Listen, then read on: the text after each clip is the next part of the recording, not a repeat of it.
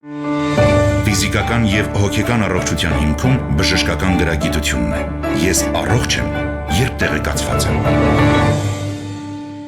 Ողջույն բոլոր նրանց, ովքեր հենց նոր են միացել մեզ, Հանրային ռադիոյի ուղիղ եթերում ենք։ Ես առողջ եմ հաղորդման շրջանակում, առաջիկա կես ժամվա ընթացքում ձեզ համար կաշխատի Լուսի Քոչարյանը։ Նշեմ, ինչպես միշտ բոլոր տարբերակները, որով կարող եք մեզ հետևել, ընտրելով ձեզ ամենահարմարավետը, arm.radio.am կայքի on-line ռեժիմը, live stream-ի տարբերակը կարող եք դիտել, լսել մեզ։ Տեսագրություն, ձայնագրությունները տեղադրվում են այս նույն կայքում։ Ես առողջ եմ բաժնում, եթե բաց եք թողնում ուղիղ եթերը, իսկ թեման ձեզ շատ հետաքրքրում է, կարող եք լրացնել այս տարբերակով եւ իհարկե հրավիրում եմ Facebook-յան հարթակ live stream-ի տարբերակով մեզ դիտելու, լսելու,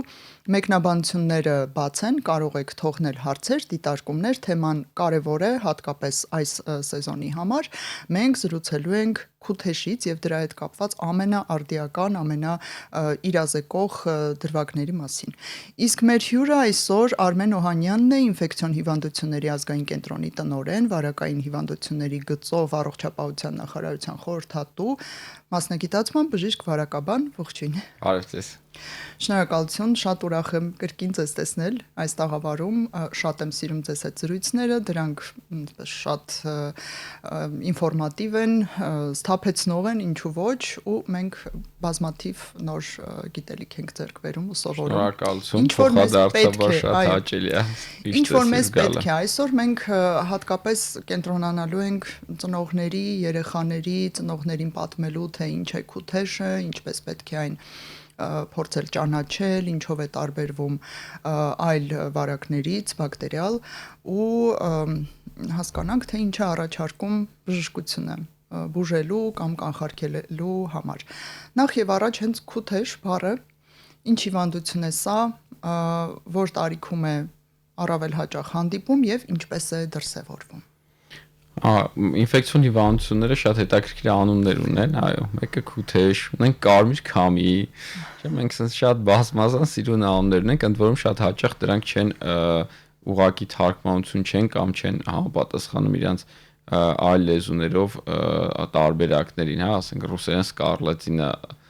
տարբերակն է Քութեշը, անգլերեն Scarlet Fever տարբերակով է գնում։ Մենք որտեղից ունենք այս Քութեշը։ Նույնիսկ չեմ կարող հիմա ասել հստակ ինքը որտեղից է այդ բառը ծագումը գալիս, բայց եւ ինչ որ հետաքրքիր բան կունենա։ Ինչևից է, ինչպես մեծամասն ինֆեկցիոն հիվանդությունները Քութեշի ռիսկային խումբը երեխաներն են, բայց այստեղ շատ կարևոր է իմանալ, որ հիմնականում 5-ից 15 տարեկան երեխաներն են։ Եվ ինքը տարիքի հետ կապված շատ յուրահատուկ առանձնահատկություն ունի, որ մինչև 3 տարեկան երեխաները չեն հիվանդանում պրակտիկորեն Քութեշով։ Դա տեսականորեն գրեթե անհնարին է, եզակի դեպքեր կարող է լինի։ Բայց քանի որ ինքը ցանով ընթացող հիվանդություն է, իսկ մինչև 3 տարեկան ցաները շատ են լինում, հաճախ շփոթություն է առաջանում եւ այդ տարիքում նման ախտորոշումների ենք հանդիպում։ Սա այն հիմնական առանձնահատկություններից է, որ ցանկալի է եւ ծնողները եւ մանկաբույժները, ովքեր որ զբաղվում են, շատ հստակ ֆիքս են, էլի, որ մինչեւ 3 տարեկանը այս դիագնոզի մասին եթե խոսում ենք, դա պետքա շատ յուրահատուկ դեպք լինի, մի քանի մասնագետի գոնե կարծիքով գնահատված։ Իսկ բացատրություն կա, գիտահեն թե ինչու հենց 5-ից։ Այո, հիմա բացատրենք, շատ հետաքրքիր հարց եք տալիս։ Իրականում տեսեք Քութեշը ինքը որպես այդպիսին ստրեպտոկոկային վարակ է իրենից ներկայացնում, այսինքն նշիկների ստրեպտոկոկային բորբոքում ժողովրդի մեջ ընդունված թարախային անգինա հիվանդությունն է։ Սակայն ինչով է տարբերվում, երբեմն որոշ մոտ 10% դեպքերում ինքը դրսևորվում է նաև ցանային ընթացքով։ Ցանը առաջանում է այս միկրոբի կողմից արտադրած թույնին օրգանիզմի կողմից ի պատասխան հակամարմիններ արտադրելու հետևանքով։ Պաշտպանական արձագանք է։ Այո, պաշտպանական արձագանք է ցանի դրսևորումը։ Այդ թույնն է ու մի անգամ երբ որ կյանքում հանդիպում է մարդը ստրեպտոկոկին եւ այդ թույնի նկատմամբ հակամարմինները արտադրում, հետագայում իր կյանքում այդ հակամարմինները մնում են արդեն։ Եվ հաջորդ անգամ երբ որ ստրեպտոկոկով հիվանդանում է, այս թույնի նկատմամբ արդեն ինքը ունի հակամարմիններ եւ այլևս ցանային դրսևորում չի առաջանում, այսինքն հիվանդությունը լինում է որպես թարախային անգինա արդեն, հա, բայց ցան չի լինի, որովհետև թույնի հարցը օրգանիզմը լուծել է, այսպես ասած։ Հիմա հղիության ընթացքում կինը, որ իր մանուկ շրջանում, հա, կամ դեռահաս տարիքում հիվանդացել է եւ ունի հակամարմիններ, այդ հակամարմինները փոխանցում է իր նորածին երեխային։ Եվ այդ հակամարմինները այնքան երկար են պահպանվում, հիմնական տարբերակ, հա, շրջանառող դա է բացատրությունը, հարցի պատասխանը, այո, որ մինչև 3 տարեկանը հերիքում են, այո, որպեսզի այդ դրսևորումները չլինի։ Իսկ սա անկախ նրանից կինը իր կյանքում այդ ստրեպտոկոկի հետ առնչվել է թե ոչ։ Բնականաբար ոչ, որովհետև եթե չի առնչվել, չի ունենա հակամարմիններ կինը։ Բայց հիմնականում առնչված են լինում 10 տարեկանների շրջանում արդեն մոտավորապես 80% մարդկանց առնչված է լինում։ Այսինքն հավանականությունը դրա համար ասում ծայրահեղ հազվադեպը, որ կինը փոխանցած չլինի, եւ կա եւս մեկ առանձնացում, որ առհասարակ ստրեպտոկոկը ինքը մինչեւ 3 տարեկան երեխաների համար վտանգ չի ներկայացնում։ Այսինքն եթե մենք 4 տարեկան երեխային ասում ենք պետք է շտապ ստուգել, բուժել վաղ, որպեսզի ռևմատիզմ հիվանդությունը չզարգանա, հա, կամ այլ բարդություններ, ապա մինչև 3 տարեկանը ստրեպտոկոկը ընթանում է վիրուսի պես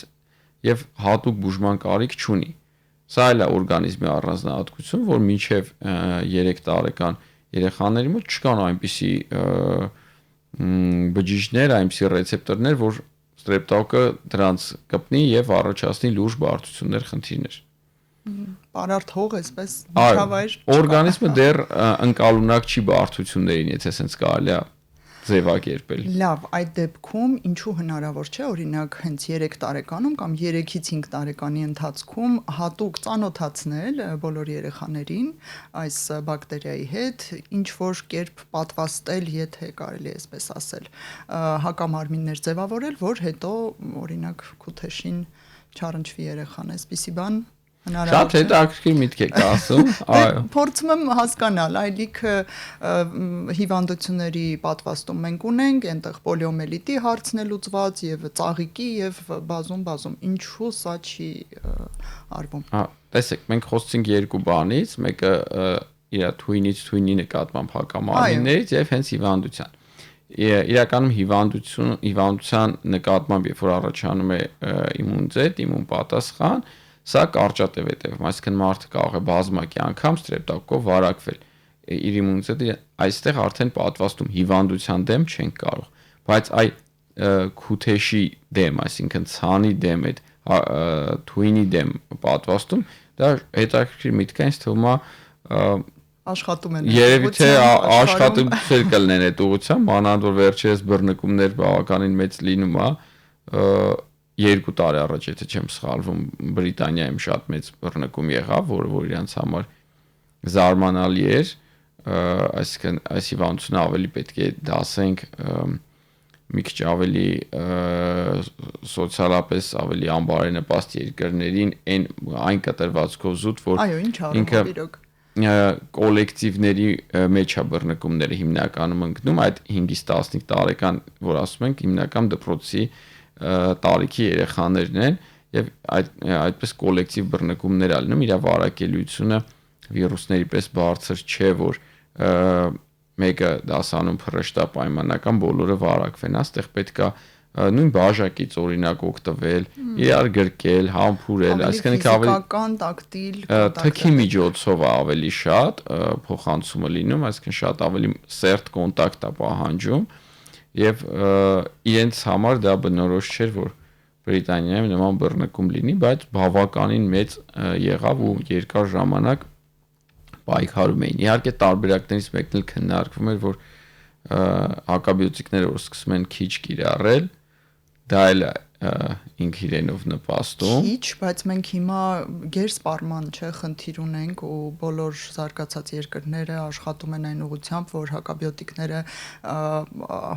անդադար չնշանակվեն, հատուկ բժշկի ցուցումով լինեն եւ քիչ նշանակվեն։ Փաստորեն հիմա դուք հակառակ խնդիրն եք առաջ բերում։ Իհարկե սա այն հիպոթետիկ ավելի քննարկման տարբերակ է, այո, մենք իհարկե գիտենք հակաբիոտիկների կիրառման բոլոր բացասական կողմերը եւ հստակ ապացույց դա քննարկման հարց չի, որ պետք չի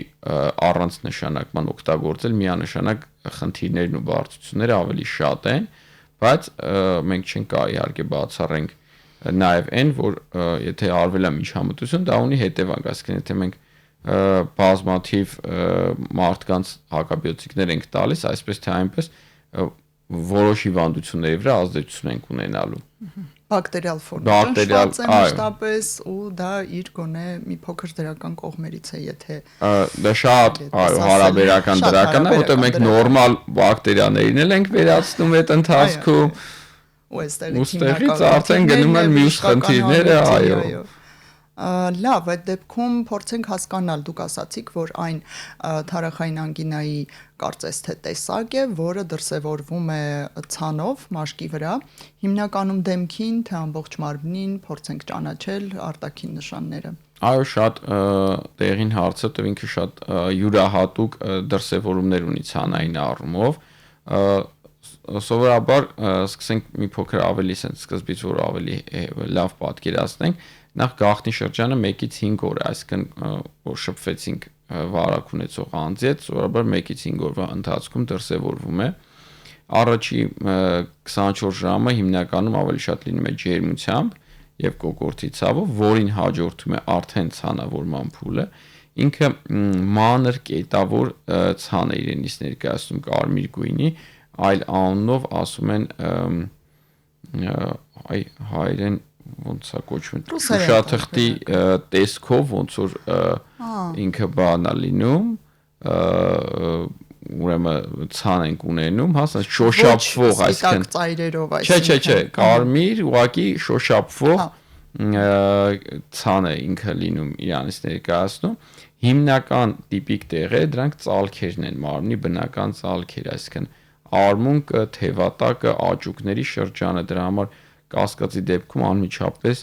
փորձում ենք հենց այդ զոնաները նպատակային զննել, որտեղ ամբողջ Իրանի վրա չլինի, բայց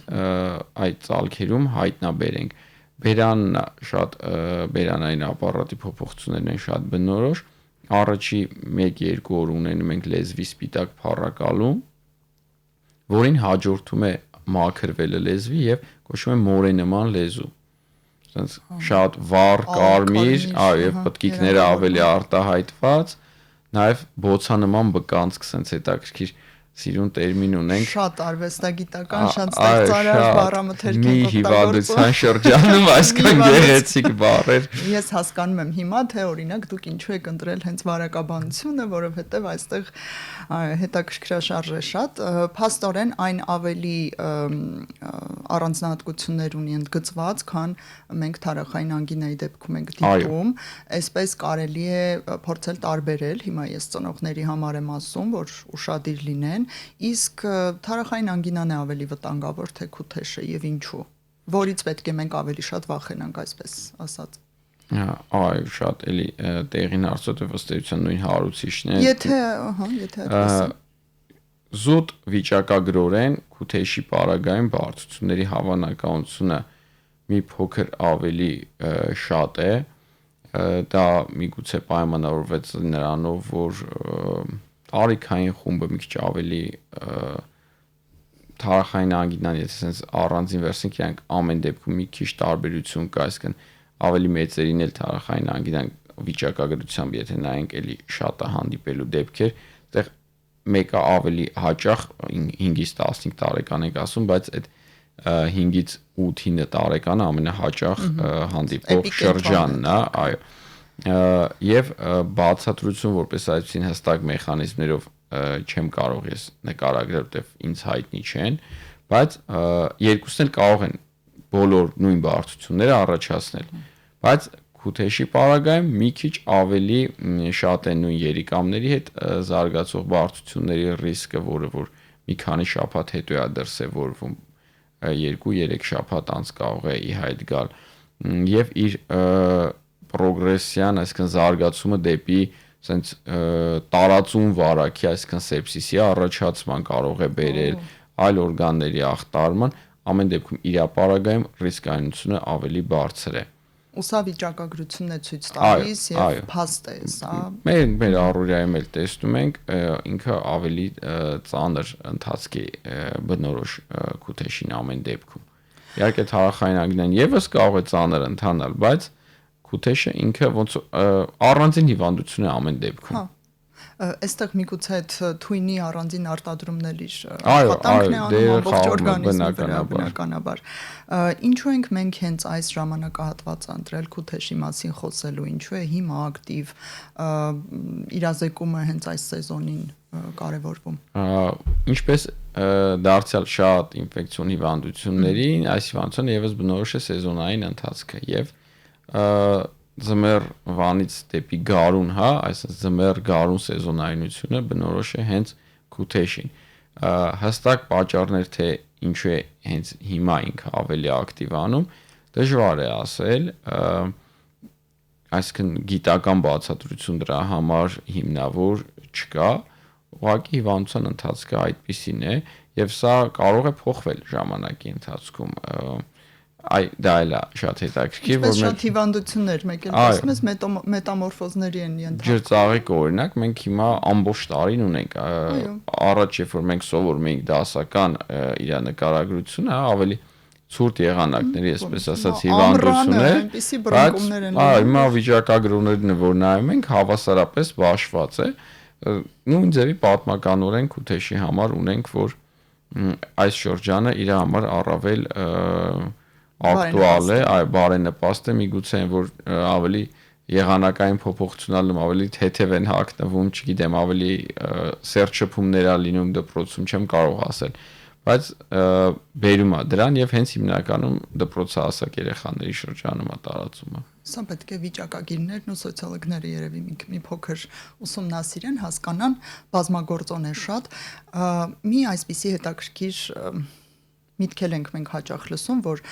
թարախային անգինան առավել վտանգավոր է հենց տղա երեխաների համար, պայմանավորված հասունացման ընթացքում որոշ հորմոնալ փոփոխությունների հետ եւ ոչ այնքան աղջիկների վերարտադրողական ֆունկցիայի վրա ազդելն են նշում եւ այլն եւ այլն։ Իսկ այստեղ կա նման բան։ Սերային ինչ որ որևիցե նման կոռելացիա, որևիցե նման կապ գոյություն չունի։ Ուղղակի այդ շատ հետաքրքիր մի օր միգուցե կարող ենք առանձին խոսել այդ անգինաների, այսպես ասած, բկախտերի հայերեն տարբերակով, այսինքն նշիկների բորբոքումների տարբերությունների մասին, որտեղ հաճախ մենք այստեղ ախտորոշման խնդիրներ ենք ունենում եւ այլ հիվանդություններ, նույն օրինակ մարշալի համախտանիշը հաճախ ընդունվում է որպես թարախային անգինա եւ այդ բոլոր վախերից ելնելով հրատապ երեխաներին հեռացնում են նշիկները, վիրահատում են, սա մի քիչ ավելի այսպես առասպելների շարքից ինչ որ միֆերի շարքից ինչ որ բաներ են գալիս, բայց հիմա պատտվում են դրանք, դեռ ակտուալ են, որովհետեւ հիմա շատ ժամանակակից է, շատ ապացուցողական է, գործիքային հետազոտություններ, լաբորատոր ֆանտաստիկ հետազոտություններ ունենք, ինչու են սրանք դեռ ակտուալ։ Դա արդեն մի քիչ ավելի եւ համակարգային բժշկության խնդիր է այն մասով, որ տեսեք, այո, կա այդ ամեն ինչը, բայց երբ որ բժիշկը գնում է ինչ որ մի կլինիկա, ինչ որ միտեղ սովորելու իր դպրոց է, այսպես ասած, բժշկական դարբնոց է, այնտեղ ինքը միևնույնն է սովորում է առաջերտին իր ավակ սերնդից եւ ասենց սերնդե-սերունդ փոխանցվում է։ Եվ այո, պատահական մուտացիայի նման ստես կարող է հայտնվեն անհատներ, որ իրանք կարողանան շեղվեն այդ պատմական սովետի շրջանից եկող ուղուց եւ կարթան ինքնուրույն ու անցնեն այլ բանի, բայց վիրաբույժների մոտ փորձ ցույց է տալի դա մի քիչ ավելի դժվար է ընթանում, քան թերապևտիկ մասնագիտությունների մեջ եւ եթե ընդունված է պատմականորեն որ եկեք վիրահատենք, վիրահատում են եւ դա մենակ մեր երկրի խնդիրը չէ։ Մի անգամ Ռուսաստանից չեմ հիշում որ քաղաքներ անկեղծ ասած, բայց պացիենտ է դիմել, նայում ենք նշիկները հեռացված է, ես նոր ավարտ բժիշկ եմ, շատ հետաքրքրությամբ երեխայա, բա ոնց եղավ, ոնց արեցին, այլ երկրի փորձա ինձ հետաքրքիր է, այնպես ակտիվորեն հարցեր եմ տալիս, ծնողները զարմացած վրես են նայում, ես ինչ ես այսքան հարցնում ու վերջում, դե բայց ասում եմ մեր մոտ բոլորին վիրահատում են, պարտադիր։ մշակույթի պես, այո, արդեն մի տեսակ բոլոր ավելավ է այս գլխից բոլորին ասենք, չգիտեմ 4-5 տարեկանում պայմանական սաղի նշիկները հեռացնենք ու էլ ոչ մի հարց չի լինի, ոչ մի խնդիր չի լինի, ոչ մի թարախային անգինա։ Ընդհանրապես ես հիշում եմ մոտ 15-20 տարի առաջ մեզ մոտ էլ Հայաստանում մի փոքր, գիտեք, ինչ միտք կար եւ ինչ տրամաբանություններ տիրում, որ եթե մի քանի անգամ կրկնվեց եւ եթե վերջում միևնույն է հեռացնելու ենք, եկեք որքան հնարավոր է արագ, որպեսզի արագ էլ վերականգնվի եւ այլն, այսպիսի։ Հետո կամաց տարիների ընթացքում ավելի օրգանապահպան ռազմավարություն սկսվեց։ Ըստ ձեզ ո՞րն է արդարացնում իրեն։ Որտեւ այնտեղ էլ տրամաբանություն կա, հասկանում եք, եթե մի 4-5 անգամ երեխան ծանր տանում է եւ այլն։ Շատ լավ հստակ թվեր եք նշում, որտեվ դա ժամանակակից բժշկությամբ հստակ ունի իր չափանիշները, այսինքն եթե մարդը 1 տարվա ընթացքում 7 անգամից ավել 1 տարին է 1 տարվա մեջ հստակ 7 անգամից ավել թարախային հաստատված թարախային անգինայով է հիվանդացել, այստեղ խնդիրը առաջանում, որ չշփոթենք դա Մարշալի համախտանիշի հետ, որը որ եւս ընթանում է նշիկների բորբոքմամբ եւ շատ նման է թարախային անգինային։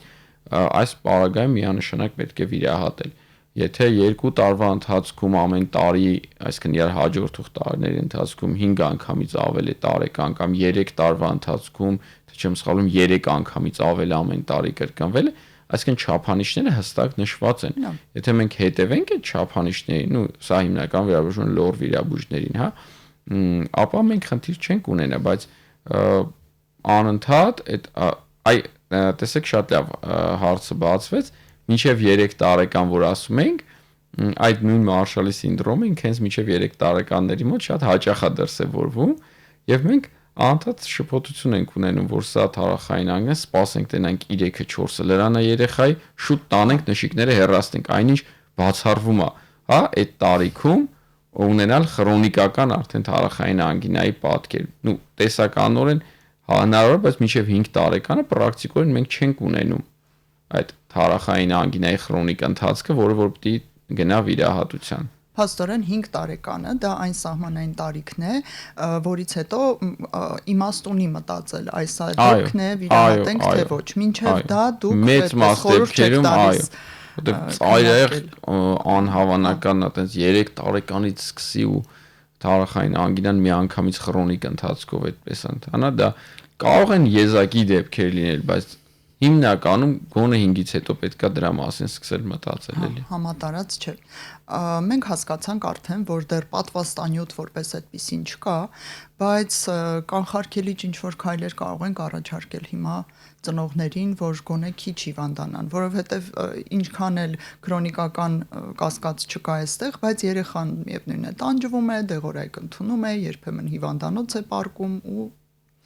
սա խնդիր է։ Ինչ անենք։ Կարող է բարդություններ լինել, ինքը տենց շատ անմեղ հիվանդություն չի, ընդհանուր սեպսիս կարող է առաջանալ որպես բարդություն։ Դե սա շատ։ Դե մենք ունենք։ Հղված տարբերակներ։ Այո, վատից չխոսանք լավ։ Այսօր միայն լավից։ Եկեք լավ ուղղորդումներ տանք։ Ստանդարտ հիմնական կանխարգելիչ միջոցառումներն են, այսինքն հիգիենայի կանոնների պահպանում, նույն երեխաներին բացատրել պետք չի համադասանցու բաժակից շշից օգտվել, պետք է իր սննդի հիգիենայի պարագաները առանձին պահել, հիվանդ երեխաները չպետք է հաճախեն, ընդ որում այս հիվանդությունը վարակիչ է մինչև բուժում սկսելը։ Առաջի դեղաչափ հակաբիոտիկը հենց ստանում է երեխան, 12 ժամ հետո արդեն իսկ վարակիչ չէ։ Սա էլ պետք է իմանալ։ Այդքան արդյունավետ աշխատում է եւ փաստորեն խտությունը այնքան է իջնում, որ վարակելու 12 ժամ հետո ընդհանրեն, այսինքն սա էլ չպետք է դառնա պատճառ, որ երեխան ավելորդ 10-ից բացակայեն, որտեվ 10 օր իրանք առնվազն պետք է իրենց հակաբիոտիկը խմեն, իսկ 10 օր 10-ից չարժի բացակայել։ Հաստատ։ Հա, նամանանդ որ ինքնազգացողությունները հստակ լավանում է այդ ընթացքում։ Այսինքն ի վիճակի են իրենք գնալ, հակատուցում հիմնականում չեն ունենում։ Հաստատ հիմնականում անձնական իրերի հիգիենայի առողջ ապրելակերպ իհարկե։ Սպորտով զբաղվել։ Լավ սնունդ ընդունում, բալանսավորված երևի, հա, լավ քուն, այսինքն այնինչ սովորաբար խորհուրդ է տրվում։ Իմջալուց լավ քնելը, այսինքն բավարար ժամանակով քնելը կարևոր գործոններից մեկն է։ Նույնիսկ այս հիվանդության գիտականորեն ապացուցած է շնչառական վարակների համար, որ այն որ մենք խոսում ենք մրսեցի հիվանդացա, դրա որևիցե ապացույց չկա գիտականորեն, որ մարդը սառը ջերմաշճանից կարող է հիվանդանալ, հա, այդ մրսածությունը ասածը բնականաբար որ վիրուսային հիվանդություն է, բայց այդ վիրուսային հիվանդության ռիսկը ռեալ փոխվում է, երբ որ մարդը քիչ է քնում։ Այսինքն հավանականություն մեր իմուն համակարգը կամ դիմադրողականությունը լավ միանշանակ բարձրացնում է։ Բավարարությունը ամենալավ գրավականներից է։ Եվ մի հետաքրքիր հարց ունենք մեր լսանը շատ գրագետ է, տեսեք ինչ լավ հարց են ուղղել։ Դուք նշեցիք, որ ախտորոշման շփոթություններ են լինում տարբեր տարիքային հատվածներում, այս դեպքում ինչ հստակ լաբորատոր կամ գործիքային հետազոտություններն են ձեր օգնականները, որպեսզի ախտորոշումը ի վերջո ճիշտ դրվի եւ հետեւաբար բուժման պլանն էլ adekvat կազմվի։ Հիմնականում կոմպլեքս է, մեկ հետազոտությամբ հնարավոր չէ եւ ասեմ ինչու։ Կա շատ արագ տեստ, այդ strep test է կոչվում, վկանցքից վերցնում են 15 րոպե հետո պատասխանը կա streptococca կա, թե չկա։ Ու բակ անալիզը եւս իհարկե հնարավոր է անել եւ շատ հավաստի է, բայց որպեսզի կարճ տևի, այդ strep test-ը շատ լավն է, արագ տեստ է, վկանցքից վերցնում են 15 րոպե հետո գիտենք։ Բայց մի հատ ուրիշ խնդիր ունենք, որ բնակչության մոտ 10%-ի շրջանում տարբեր խմբերում, տարբեր հանրություններում կարող է մի քիչ տարբերվել, մոտ 10%-ը, եթե ոչ ավել, կրում է streptococca իր բկանցքում, այսինքն ռեզերվուար է ինքը հանդիսանում։ Եվ հետեւաբար միայն դրա հետևանքով հետազոտության արդյունքով որոշել, որ այս հիվանդությունը հստակ կապ ունի, իսկ գանգատները կապ ունեն streptococca-ի հետ թե չէ, այստեղ արդեն պետք է լինի բժիշկ մասնագետ, ով տիրապետում է որոշի արդյոք առհասարակ կար ցուցում տվյալ երեխային հետազոտել թե չէ, հավելյալ հետազոտության կարիք կա թե չէ, վերջապես հիվանդությունը, ինչպես ասած, նման է, բնորոշ է, ընթացքը streptococca-ին վարակին թե ոչ։ Լավ, այսինքն արագ այդ 10 րոպեում parzեցինք կա եթե թե չկա, ոչ, չկա, թե չկա, հա։ էլ չեն քննարկում։ Եթե կա, հաջորդ ինչ ստուգումներ են արվում։ Եթե ճիշտ նպատակով է հետազոտությունն արվել, այսինքն ճիշտ գանգատներ կան, դեռ անգամ այդպիսի միավորներ կա, որ պետք է հավաքել, հա, այսինքն 38 աստիճանից ավել է ջերմությունը, օրինակ, շնչառական այլ նշաններ չունի վիրուսներին բնորոշ, այսինքն քթից հոսք չկա, հա, աչքերը կարմրած չեն, կոկորդն է ցավում, այսպես միավորները հավաքում ենք, այո, ինքը տեխնացու է հետազոտվելու, հետազոտեցինք տեստը դրականը նշանակվում է հակաբիոտիկ։ Իսկ շատ են հետազոտությունները, այսինքն նկատի ունեմ ավելի լավ չէ միանգամից անել եւ ոչինչ բաց չթողնել։ Եթե բոլորին հետազոտել։ Այդ 10%-ի դեպքում մենք շփոթություն կունենք կրողների դեպքում, այստեղ է, որ կարևոր է մենք ճիշտ անամնեզ հավաքենք։ Այո, ճիշտ գնահատենք ում է ցուցված հետազոտվել, որպեսզի ավելորդ երեխային անտիբիոտիկ չնշանակենք։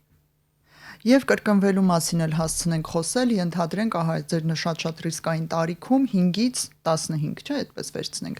մեկ անգամ տարավ երեխան, բուժումը ստացավ, կրկնվելու հավանականություն կա այդ ռուսերենով предрасположенность, նախատրամադրվածություն արդեն ձևավորվում է։ Տեսեք, ժամանակին համարվում էր, որ հիմնականում չէ։ Եթե մի անգամ տարավ, սա մեր հետաքրքրություններից է դարձյալ, որ հիվանդությունը փոխվում է եւ նաեւ մենք ենք ազդում հիվանդության վրա, որովհետեւ եթե ինքը մի քանի օր երկար է մնում առանց բուժման, արդեն հակամարմիններ ձևավորվում են այդ թույնի նկատմամբ, որը որ պատճառ էր ցանի, եւ այլ քութեշ որպես այսպեսին չենք ունենում, ունենալու ենք միայն թարախային անգինա, բայց եթե մենք շատ վաղ հայտնաբերում ենք հիվանդությունը, շատ վաղ սկսում ենք հակաբիոտիկով բուժել,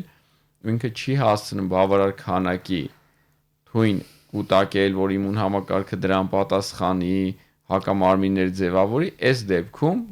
ունենում ենք, այսինքն պրակտիկորեն գործնականում դա չի բացառվում, ավելին դեպքերը բավականին տեսել ենք, ունենք մեր շրջապատում կան գործնականում դեպքեր։ Շատ շնորհակալություն։ Մենք զրուցեցինք Արմեն Օհանյանի հետ, ինֆեկցիոն հիվանդությունների ազգային կենտրոնի տնօրեն, վարակային հիվանդությունների գծով առողջապահության նախարարության խորհրդատու, բժիշկ վարակաբան, ձեզ համար աշխատեց Լուսի Քոչարյանը, անհամբեր կսպասեմ ձեզ հետ հաջորդ եթերին, որևէ կարևոր թեմայով ցտեսություն բոլորին։ Ֆիզիկական եւ հոգեկան առողջության հիմքում բժշկական գրագիտությունն է։ Ես առողջ եմ, երբ տեղեկացված եմ։